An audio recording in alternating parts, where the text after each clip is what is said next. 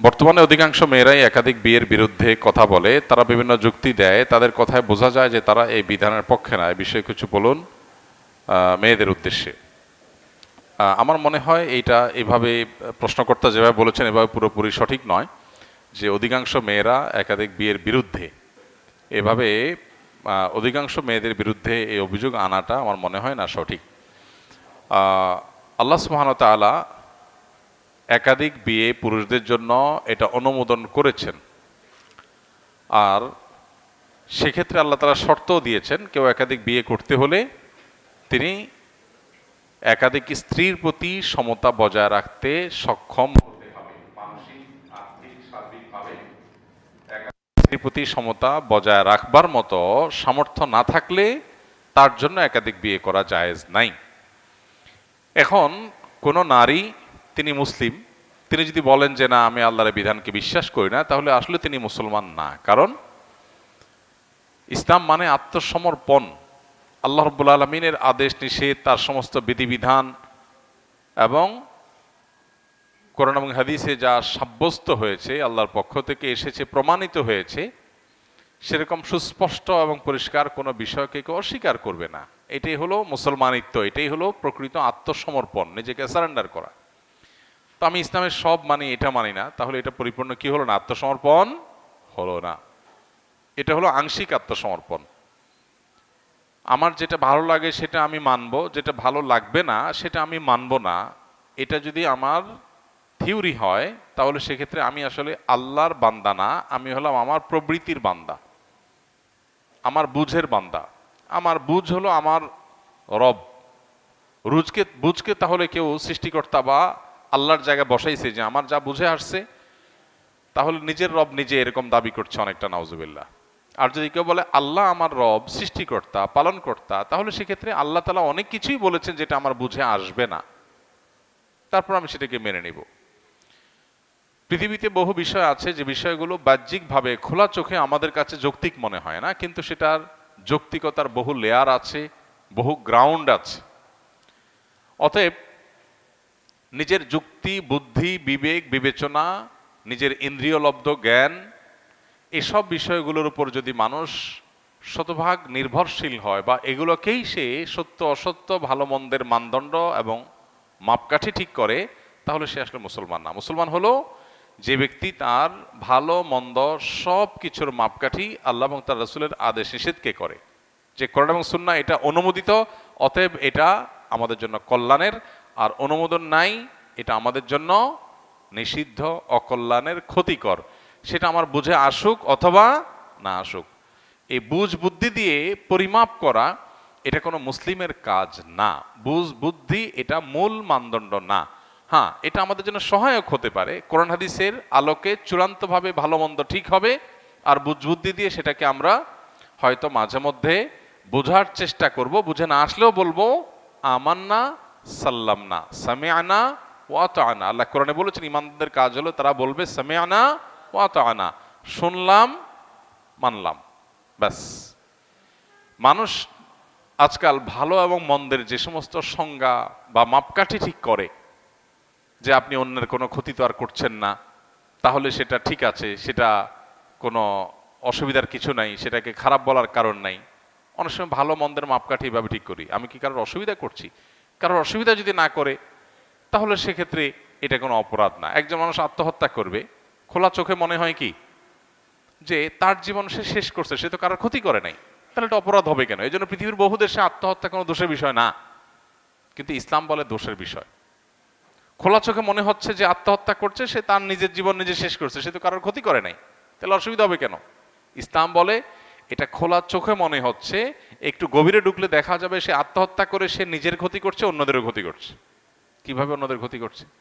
কারণ সে যে জন্ম লাভ করেছে, এই পর্যন্ত বেড়ে উঠেছে, এই পর্যন্ত বেড়ে ওঠার পেছনে, তার পেছনে টাকা পয়সা, শ্রম, ঘাম, মেধা, সময়, ভালোবাসা, স্নেহ, মমতা, এই সব কিছু তার মা বাবার, তার পরিবার পরিজনের, রক্ত সম্পর্কে অনেকের আছে না নাই?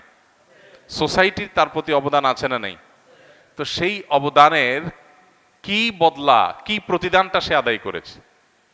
তোমাকে আমি গড়ে তুললাম বহু টাকা পয়সা, সময়, শ্রম দিয়ে, তুমি আমার কৃতজ্ঞতাটুকু আদায় করবার সুযোগ পাও নাই, তুমি আত্মহত্যা করছো, তাহলে তুমি আমার অধিকার নষ্ট করলে। তোমার পিছনে আমার যে ইনভেস্ট, সেই ইনভেস্টটা তুমি নষ্ট করলে। ব্যাপারটা এরকম যে আপনি কাউকে টাকা দিলেন দোকানপাট করার জন্য, সে দোকানপাট করলো, করে এরপরে আগুন জ্বালায় দিল একদিন। সে আপনার ক্ষতি করলো কি করলো না? আপনার সেখানে ইনভেস্ট আছে না? তো টাকা পয়সাই তো শুধু ইনভেস্ট না, আর মা বাবার তো শুধু টাকা পয়সা না, শুধু মা বাবা কেন, আরো অনেকের অনেক অবদান ওই ব্যক্তির প্রতি থাকে। এটা একটা লজিক।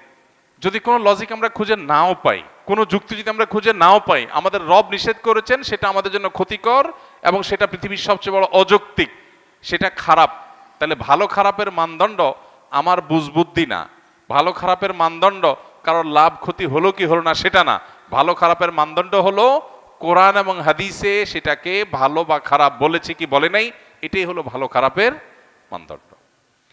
অনেক কিছুই আমাদের বুঝে আসে না। আল্লাহ বলেছেন আসা আন তাকরাহু শাইআন ওয়া হুয়া খায়রুল লাকুম, তোমরা অনেক কিছুকে তোমাদের জন্য অকল্যাণকর মনে করো, ক্ষতিকর মনে করো, বা অনেক কিছু তোমাদের ভালো লাগে না, অপছন্দ করো, অথচ সেটা তোমাদের জন্য উপকারে আসে। আমাদের জীবনে এরকম অনেক কিছু আমরা দেখি না, যে মনে করছি যে কোনো ভাবে এটা ঠেকাইতে হবে, পরে দেখি ঠেকাইলে আমার লস হইতো, না ঠেকাইতে বরং আমার লাভ হয়েছে। এরকম যোগ বিয়োগের ফল বের হয় না? এই জন্য ইমানদার নিজের বিবেক বুদ্ধি নয়, বরং আল্লাহর ফয়সালার কাছে নিজের পরিপূর্ণ অস্তিত্বকে, সত্তাকে সে সমর্পণ করে দিবে। এর জন্যই সে মুসলমান, মানেই হলো কি আত্মসমর্পণকারী। সো একজন মেয়ে তার স্বামী অন্য কোনো মেয়েকে বিয়ে করুক, এটা তিনি না চাওয়াটা দোষের না। চায় না তিনি যে অন্য কেউ বিয়ে করুক, আমার স্বামীর সবটুকু ভালোবাসা আমি পাই, এটা কোনো নারী যদি চায় তাহলে এটা সেই নারীর দোষের কোনো বিষয় না। কিন্তু তিনি যদি বলেন যে না, আল্লাহর বিধানকে আমি মানি না বা স্বীকার করি না, তাহলে দোষের। আপনার স্বামী হয়তো একাধিক বিয়ে করে সমতা রক্ষা করবার জন্য উপযুক্ত না। অনেক পুরুষ আছে এক বউয়েরই হক আদায় করতে পারে না, সে আরেক বিয়ে করে কিভাবে হক আদায় করবে? কিন্তু আল্লাহর বিধানকে যদি আপনি অপছন্দ করেন, তাহলে অনেকের জন্য বিধান প্রযোজ্য হবে। তার কি হবে? ধরুন একজনের, যদিও সুস্থ স্বাভাবিকভাবে একজন মানুষ কোনো মানে বিশেষ কোনো আলাদা এক্সট্রা কারণ ছাড়া তিনি চাইলেই একাধিক বিয়ে করতে পারেন, যদি তার সমতা রক্ষা করবার সামর্থ্য থাকে, এটা শরিয়ার নির্দেশনা। কিন্তু এর বাইরে ধরুন কিছু এক্সট্রাঅর্ডিনারি কেস আছে। যেমন ধরা যাক একজন মানুষ, তার স্ত্রী কোনো কারণে এমন অসুস্থ হয়েছেন যে স্বামীর জৈবিক হক আদায় করতে তিনি অপারগ। এরকম হতে পারে না?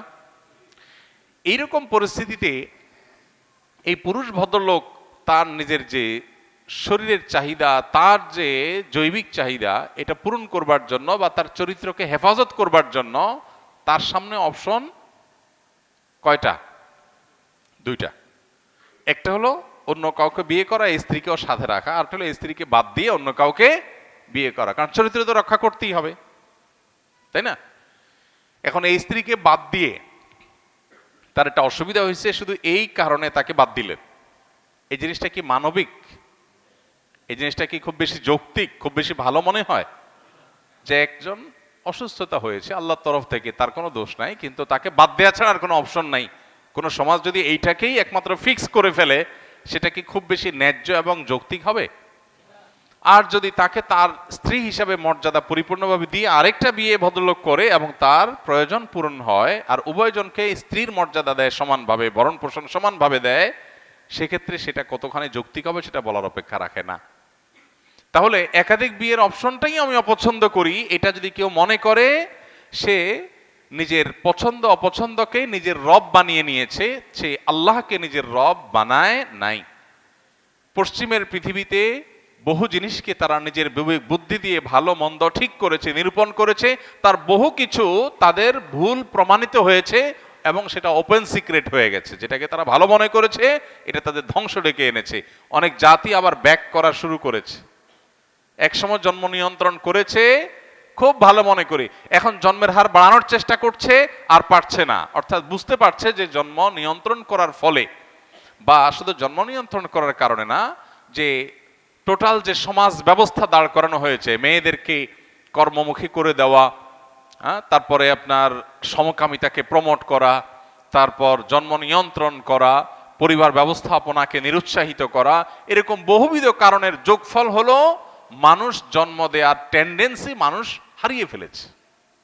সন্তান জন্ম দিতে চায় না, মানুষকে ক্যারিয়ারিস্টিক করে তোলা হয়েছে, ক্যারিয়ারের দিকে তাকিয়ে একজন মেয়ে সন্তান নিতে চায় না, ভোগবাদী করে তোলা হয়েছে, এই জন্য বিয়ের পর দীর্ঘদিন পর্যন্ত সন্তান নিতে চায় না, এনজয় করতে চায়। এসব চাওয়ার যোগফল হলো এগুলো করতে করতে করতে করতে মানুষের স্বাভাবিক সন্তান জন্ম দেওয়া, জন্ম নেওয়ার বা সন্তান গ্রহণ করার যে প্রবণতা সেটা আস্তে আস্তে হারিয়ে গেছে। এখন প্রণোদনা দিয়ে, টাকা দিয়ে, পয়সা দিয়ে, পুরস্কার দিয়ে, উপহার উপঢৌকন দিয়ে, সরকারি সুযোগ সুবিধা দিয়েও আর জন্মের হার স্বাভাবিক করতে পারছে না। তাহলে আগে যে স্টেপগুলো তারা অবলম্বন করেছে সেগুলো ভুল হয়েছে, এখন ব্যাক করার চেষ্টা করছে আর পারছে না। এটা প্রমাণিত, এরকম বহু বিষয় আছে। অতএব আমার কাছে কোনো কিছু ভালো মনে হয়েছে দেখেই ভালো, বাস্তবে সেটা নাও হতে পারে। আল্লাহ যেটাকে ভালো বলেছেন সেটাই ভালো, আল্লাহ যেটাকে মন্দ বলেছেন সেটাই মন্দ, আমার বুঝে আসুক অথবা না আসুক। বিশেষ করে লজিক পাগল তথাকথিত তথাকথিত যুক্তি পূজারীদের এই পৃথিবীতে, যুক্তি পূজার এই পৃথিবীতে একজন ইমানদারের ইমানকে বাঁচাতে হলে তার এই জায়গাটাতে খুব পরিষ্কার হতে হবে যে আমার বুঝে আসুক বা না আসুক, কোরআন দিয়েছে, আল্লাহ বলেছেন, এটা প্রমাণিত, ব্যাস, দ্যাটস ইট। এটা উম্মার জন্য, মুসলিম জাতির জন্য, গোটা বিশ্ব মানবতার জন্য কল্যাণের, আমাদের বুঝে আসুক বা না আসুক। অতএব কোনো বোন, কোনো নারী তার স্বামী একাধিক বিয়ে করুক চায় না, এটাকে অপছন্দ করে, ইন্ডিভিজুয়াল কেস, এটার কারণে তার ইমানের কোনো ক্ষতি হবে না, বরং এটা প্রকৃতিগতভাবে কেউই তার কোনো কিছুতে অন্য কারোর সঙ্গে শেয়ার করতে সাধারণত চায় না। এই না চাওয়াটা এটা খুবই প্রাকৃতিক এবং এটার কারণে কারোর ইমানের ক্ষতি হবে না। কিন্তু যদি তিনি আল্লাহর বিধানটাকে অপছন্দ করেন বা মনে করেন এটা অযৌক্তিক বা মনে করেন এটা অবিচার, তাহলে তার ইমান থাকবে না। বুঝে আসছে কথা? তো এই জন্য দুই জিনিস, কিন্তু আমরা হুটহাট অনেক সময় মানুষকে বেঈমান বানায় ফেলাই। তাকফির করা, কাউকে কাউকে ইসলাম থেকে খারিজ করা, এটা অত্যন্ত জটিল একটা বিষয়। এটা সাধারণ মাসলা মাসাইল বলার জিনিস না। একটা মানুষকে ইসলাম থেকে খারিজ হয়েছে এটা বলার আগে অনেক স্টেপ অবলম্বন করতে হয়, অনেক উসুল, প্রিন্সিপাল, মূলনীতি ফলো করে তারপরে ডিসিশনে আসতে হয়। এমনকি এটা একক সিদ্ধান্তের বিষয় না, এগুলো ফতোয়া বোর্ডের ডিসিশনে আসার কথা। ইসলামী শরিয়া প্রতিষ্ঠিত থাকলে রাষ্ট্রে, সেক্ষেত্রে এগুলো যেন তেনভাবে যেখানে সেখানে মাহফিলে, ময়দানে, বক্তৃতার মঞ্চে আর মসজিদের মিম্বরে যে কেউ যে কাউকে কাফের বলে দিল, বিষয়গুলো এত সহজ না। হ্যাঁ, মূলনীতি বলতে পারি আমরা, এটা করলে এটা হয়, এটা করলে ইমান থেকে খারিজ হয়। ইন্ডিভিজুয়াল কেস নিয়ে কথা বলতে হলে সেটা অনেক ভেবে চিন্তে, অনেক কিছুকে মাথায় রেখে কনসিডারে এনে তারপরে বলতে হবে। অতএব একজন মেয়ে, তিনি হয়তো না জেনে মন্তব্য করেছেন, এমনও তো হতে পারে কেউ জানেন না যে এটা আল্লাহর বিধান, তাহলে তিনি না জেনে মন্তব্য করছেন। তিনি যখন জানলেন যে এটা আল্লাহর বিধান, তিনি যদি বলেন যে না সরি আমি সারেন্ডার করলাম, আল্লাহ যদি কোরআনে বলছেন তাহলে তার কোনো সে নাই, আমি মেনে নিয়েছি, তাহলে এই ব্যক্তিকে আমি কি বলবো না? ইসলাম থেকে খারিজ বলবো না। বিষয় হলো খুব জটিল এবং স্পর্শকাতর।